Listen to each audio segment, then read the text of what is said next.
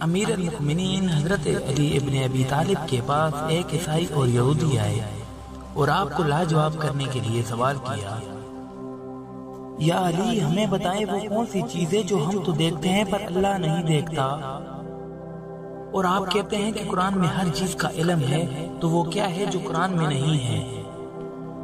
تو باب العلم حضرت علی نے مسکراتے ہوئے جواب دیا، تم نے کہا وہ کون سی چیزیں جو ہم تو دیکھتے ہیں پر اللہ نہیں دیکھتا، تو سنو وہ ہے خواب۔